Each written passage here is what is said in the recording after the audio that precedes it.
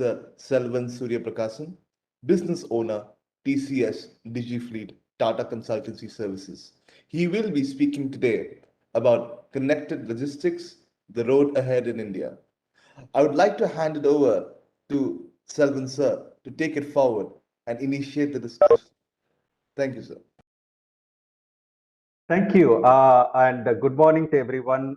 It is indeed a great pleasure in presiding in front of an august crowd and talking about something that's of very great importance to the country at this point of time. Again, I invite you for this Logistic Tech event hosted by IAMAI.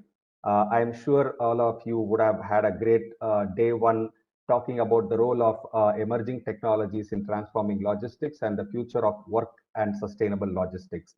And I welcome you to day two of talking about more about the Indian scenario, understanding policy regulatory framework to enable Indian logistics and building a robust logistics infrastructure in India. So, as a keynote speaker, if you look at what I would want to speak about, I do not want to talk too much about the details of each and every regulatory framework or the infrastructure that is going on there. I think it's more important for me to set the stage so that the speakers that come in and the panelists who are going to be talking subsequently get you that perspective. But what I'm trying to do is to set the stage, talk about what is the scenario, what is that we are experiencing globally, where there needs to be changes, and high level perspective of that. So, given that, let me start by sharing my screen and start talking about what I wanted to share with you in the next 20-25 minutes today. Okay. So now, with that said, let me start with a quick perspective of connected logistics and the road ahead in India, right? Talking about connected logistics and road ahead, uh, first thing I would like to talk about is the great Indian experience of us experiencing logistics firsthand, right? We all of us have experienced shipments being delivered and given to us, and in my view, in the great Indian experience, we have chaos at every end as well as a very good orderliness when it comes to shipments that being delivered through e-commerce and other people. So it is a mixed bag where you experience both chaos as well as orderliness. Now the question is about demystifying why the chaos and what is bringing the orderliness, and how we can actually increase the percentage of the orderliness and kind of reduce the chaos and put a method to the madness that we are experiencing today.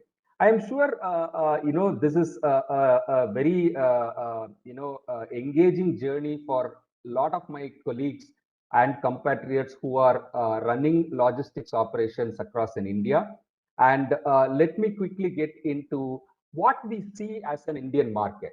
Right, this is a $215 billion market. It is a very bustling environment, and it is really a major economy driver.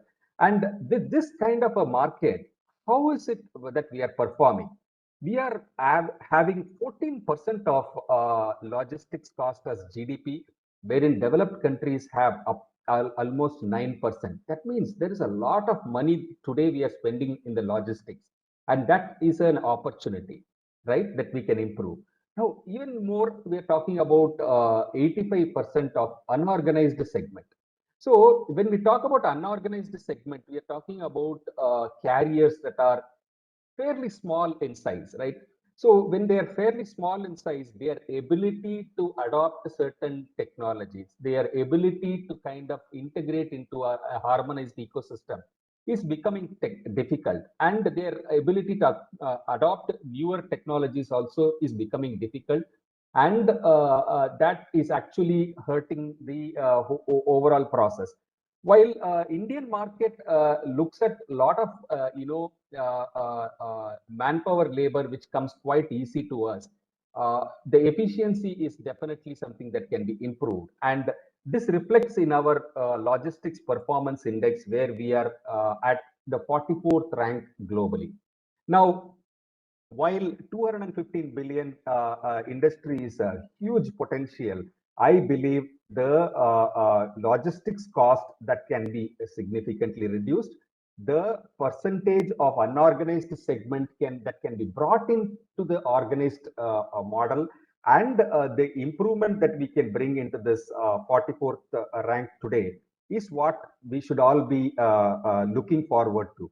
And I believe, forums like this give us opportunities to exchange notes, understand who's doing what, where it is being done, so that we are able to take this as a stepping stone to understand, internalize and improve our performance, and thereby bring the economy to a better level.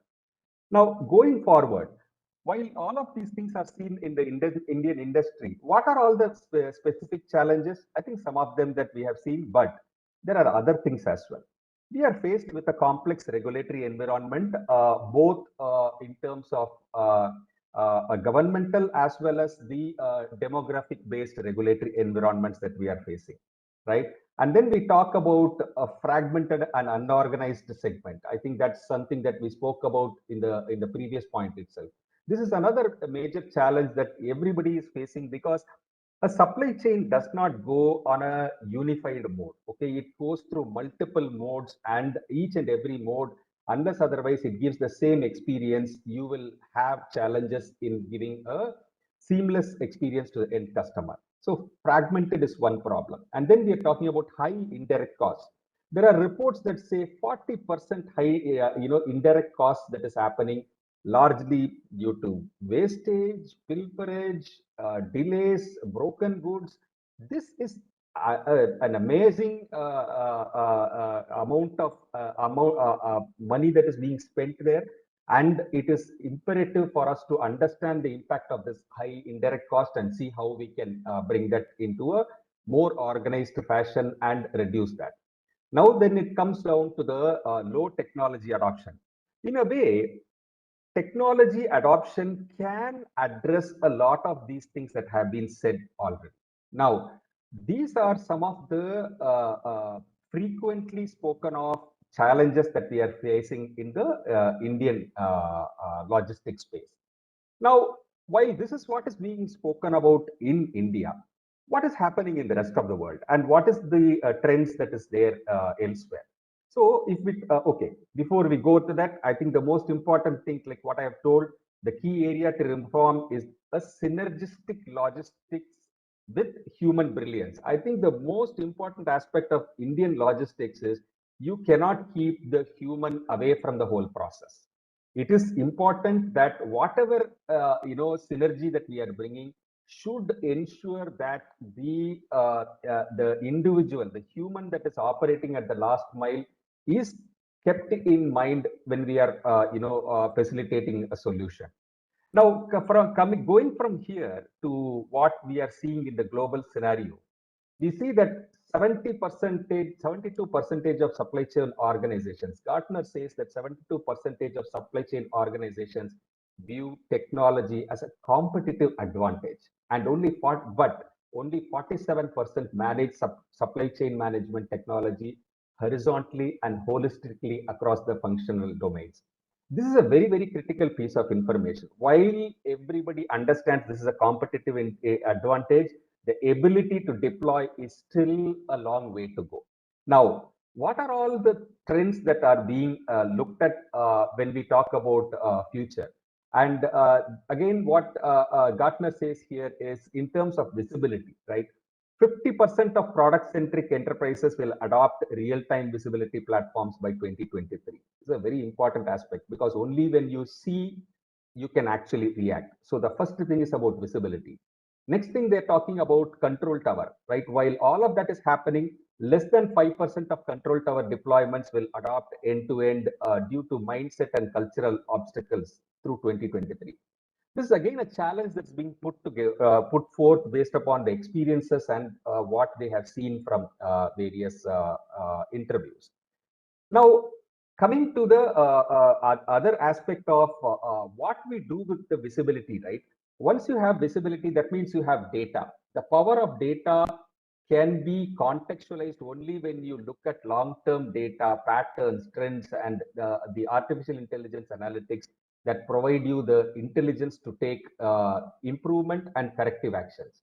So here, 50% of the supply chain organizations will be adopting AI and analytics capabilities by 2024. This is a global trend that we are talking about, right? And then coming to transformation, while all of these things are technology enablement, the process transformation, when we talk about it, 50% of organizations will have technology leadership role reporting to chief supply chain officers by 2025.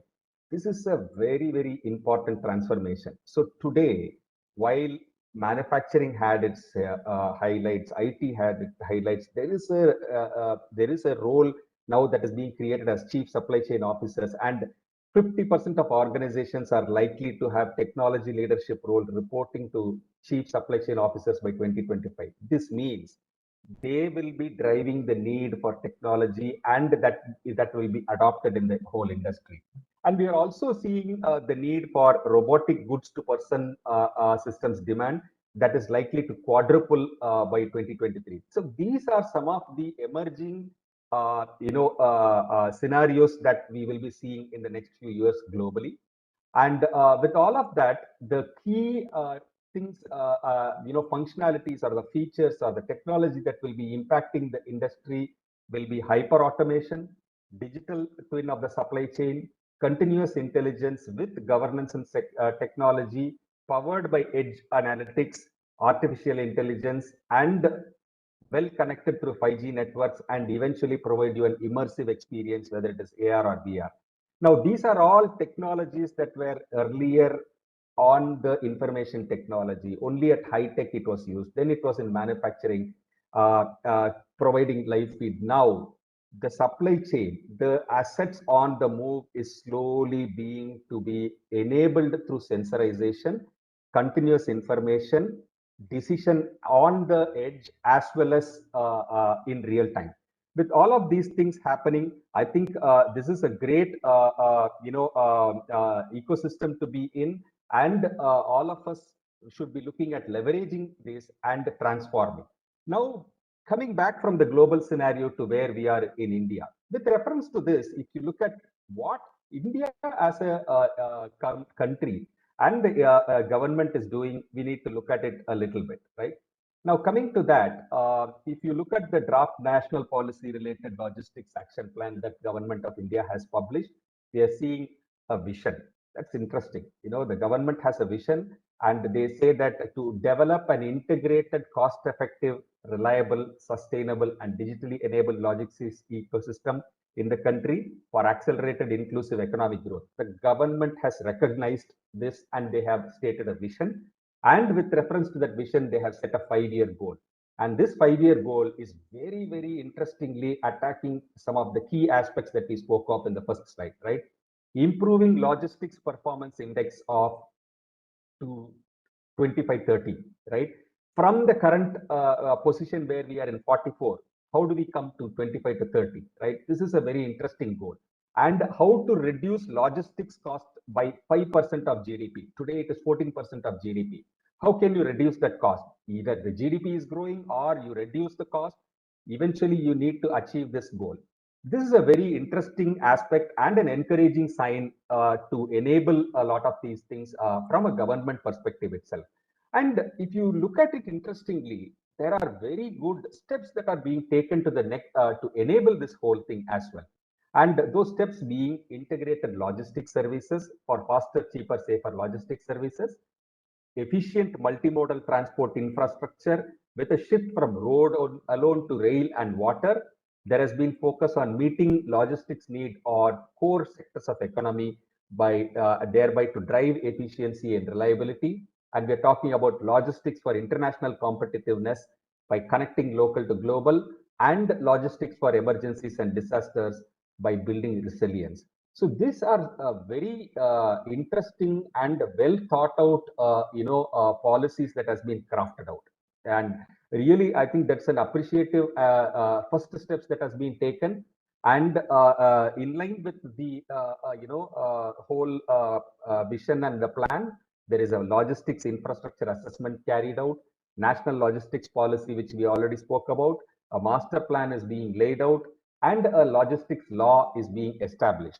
And with this formation of logistics division, the national logistics grid and parks have been established to ensure that the kind of attention that IT industry was getting with the STPs and SEZs, there is a certain level of importance coming to logistics also.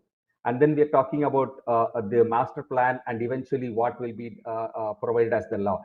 Now, with all of these enablements, I believe that we are looking forward to a ecosystem and a time when the government is enabling all of these things. These plans are really good.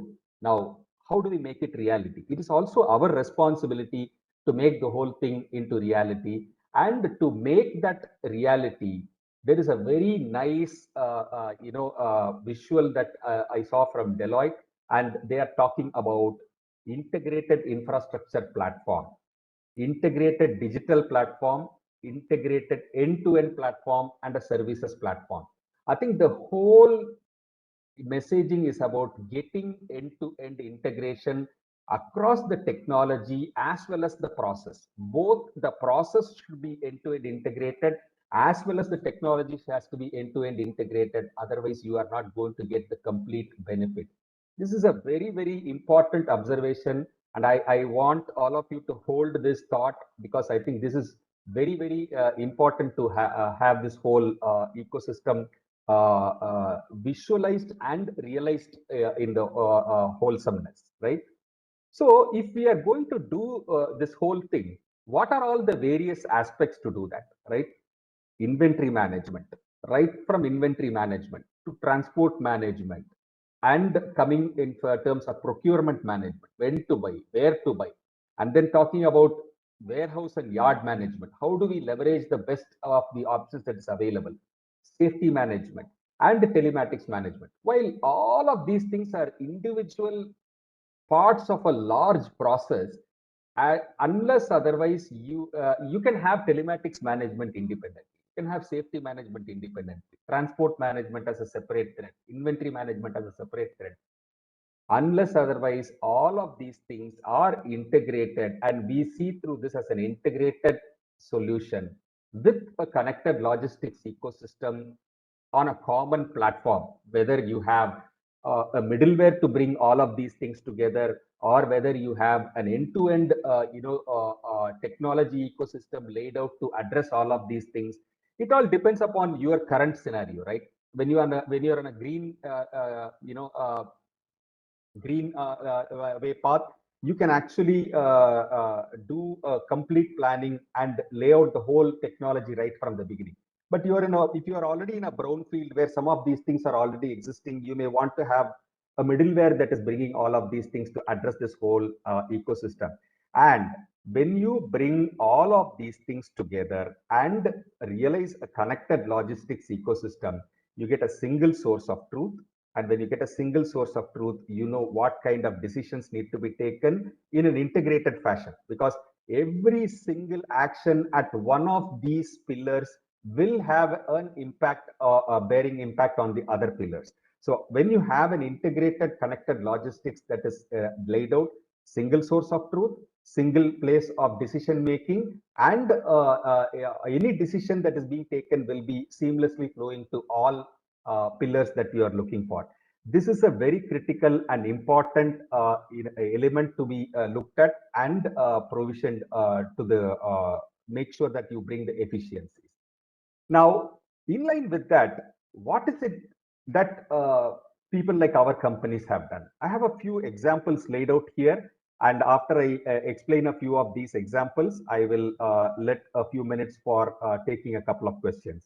So we are talking about a diversion and drop shipment for a leading building material player, from cost savings to a new business model. So what was originally supposed to be for cost savings, now the whole ecosystem with a little bit of extension, we are delivering that as a new business model.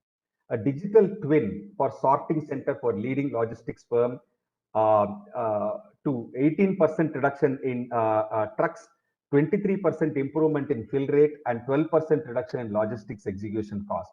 This is a very interesting case where we have deployed multiple components and then bring them all together on a common platform for them to look at it in in an integrated fashion and realize those benefits. And then we're talking about parcel and roller cage visibility tracking for last mile for leading postal services firm for to real-time visibility, better prediction of deliveries. This is another aspect where we not only look at powered assets, we are also looking at non-powered assets monitoring independently and see how this can be actually managed more efficiently and reduce a lot of indirect costs. In terms of this roller cage visibility, a lot of these things are indirect costs where the location of these assets are not known. They just get lost in the transit and they end up in a customer place. Nobody knows that it is there. And then after some time, we see that there is 10% of the roller cages, nobody knows where they are, right? These kind of things that contribute to indirect costs can be better visualized by having visibility of such ecosystems, right? And then cold chain monitoring. This is a very, very interesting space, and our ability to put more and more sensors into shipment, carriers, the vehicles, and the myriad of all of these, ecosystem will help you monitor cold chain. Then this is another very important aspect in terms of reducing indirect costs, because straight away cold chain monitoring reduces wastage, and that's a huge advantage, and this is picking up quite well. And we have done cold chain monitoring for leading logistics provider and also for a large shipping company, one of the world's largest shipping companies. We are tracking around 350,000 reefer containers globally. And then we're talking about logistics optimization for leading building material provider, leading to 11% cost savings, 23% improvement in truck utilization, and 11% OTD improvement. And then this carrier visibility platform for global equipment manufacturer, we were able to reduce the shipment visibility search from 15 minutes to just a minute. And this is very, very interesting because lot of the ecosystem still continue to work with multiple carriers, multiple ecosystems, multimodal transit in country, across country, and with cross-docking and other scenarios. When you have all of these things, having a visibility in a common platform and being able to visualize that to the end customer in one portal or login that you are able to get into is very critical for you to understand where your shipment is, know the ETAs, and be able to take decisions in real time and thereby give the end customer a very satisfying experience. So these are some of the experiences and examples that we have seen in the past, and the kind of discussions that we are having with various customers and looking to solve other logistics problems, be it in the inbound, the outbound, the implant vehicle movement, how you are managing the whole logistics flow within the factories, and when it comes out, weighbridge automation, gate automation. With all of these things coming together, we are putting together an integrated connected logistics platform that will address a lot of organizations requirement in seeing that whole visibility. So in summary, I going back to the original topic of what is important for India.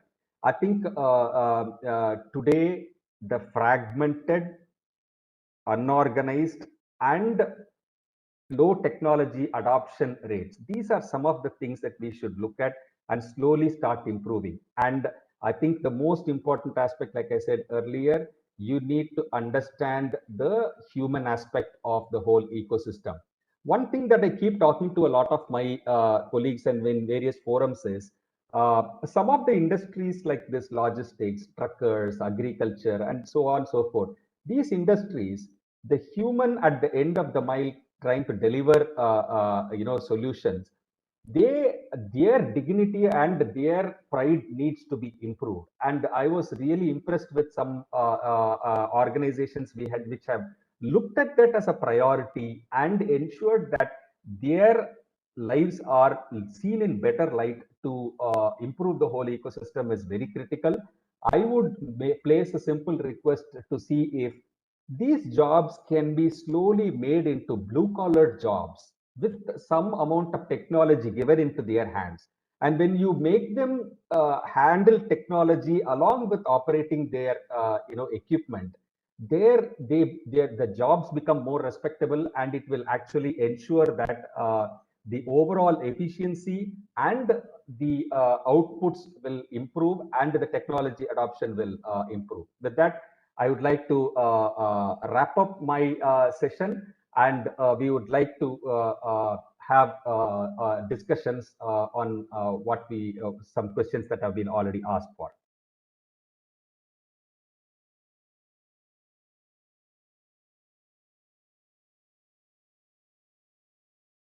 Hello? Yes, sir, the questions have been asked in the chat, sir. Okay, so let me stop sharing. Is somebody going to read that? Okay, let me read that. Hold on. What are some of the steps the organized sector can actively take to include and hence formalize unorganized sector in the logistics movement? Very interesting, right?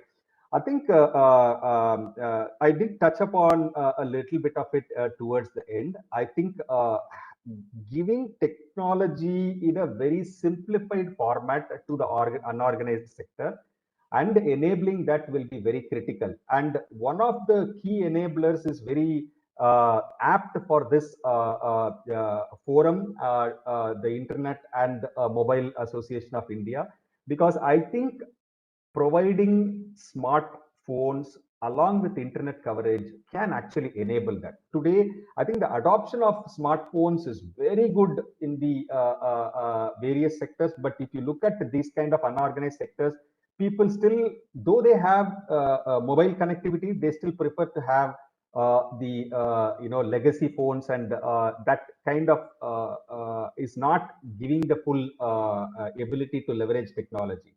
I think providing smartphones, proliferation of smartphones can actually enable these technologies being in their hands, and the education for them to operate this and elevate their jobs into a blue collar category will definitely go a long way into that. I hope I answered that first question. Now, coming to the question number two, it is interesting that you say human touch cannot be separated from logistics. How do you view the increasing importance being given to artificial intelligence in not just analytics, but also in the physical warehouse floor? This is a very, very important and relevant question. It is difficult to take away the human, particularly in a country like India, because end of the day, if you look at it, the whole thing is about cost dynamics, right?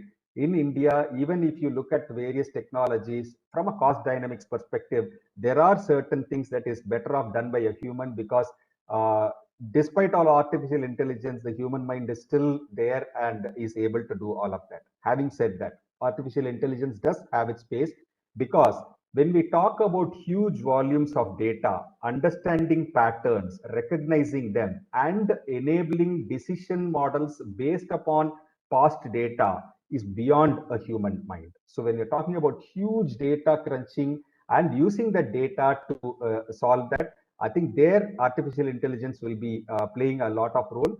But eventually, I do not see humans going away from the logistics ecosystem in India, at least for the next 10 to 15 years. I hope I answered that question also, and I don't see any other question on the chat. So if there are no more questions, I again welcome you all to the day 2 of this event. I hope there will be far more engaging sessions through the day. I request all of you to pay attention and get benefited out of those discussions. Thank you. Thank you, Selvin, sir, for an amazing session on the future of logistics and how it can impact the whole industry. I would like to thank our partners, title partner here Technologies, powered by partner Pando Corporation, brought to you by partner Grey Orange, supported by Logistics Skill Council. Delegates, please look forward to the upcoming sessions and thank you for your time. Thank you, Selvan, sir. Thank you for your time, sir. Thank you.